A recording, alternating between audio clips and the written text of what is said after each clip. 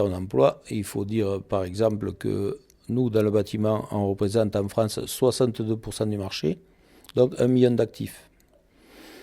Et sur l'ensemble de l'UPA, c'est-à-dire tous les métiers qui étaient représentés par la gestion de la Chambre du mandat qui se finit, l'UPA représente 1 300 000 entreprises en France. Il y a 28 000 entreprises qui sont enregistrées, et donc 10% d'étrangères et 6% d'européennes.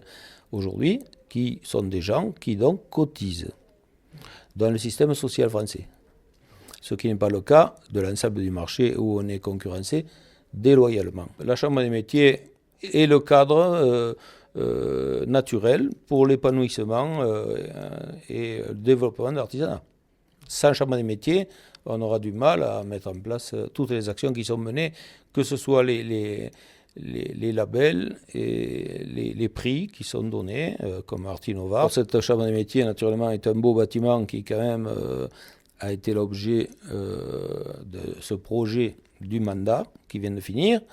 Ce serait dommage que tous les outils qui sont entre nos mains aujourd'hui disparaissent, puisque l'apprentissage a besoin de cette structure, et aussi la promotion de l'artisanat. Les difficultés sont naturellement la concurrence déloyale, c'est aussi l'aide à l'allotissement pour accéder en direct au marché, sans être sous-traitant, et nous, à la CAPEB, on est en tout cas absolument contre la sous-traitance et pour l'accès direct au marché. Ils ont du mal à se regrouper, tant qu'il n'y a pas d'allotissement, donc on essaie de les aider là-dessus, se positionner, mais les appels d'offres aussi sont au ras des pâquerettes, parce qu'il faut dire que le marché depuis 40 ans s'est étiolé, étant donné que ce sont les donneurs d'ordre qui font les prix.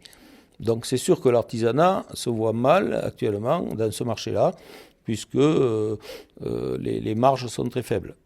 Et c'était la voie royale au low cost, ce que nous connaissons aujourd'hui. Un message simple qui consiste à vouloir garder la Chambre des métiers pour être le moteur de développement de l'artisanat, et non pas l'effacer au sein d'une chambre économique dans laquelle la CCI et la Chambre des métiers fusionneraient, ce qui n'est pas l'intérêt des artisans.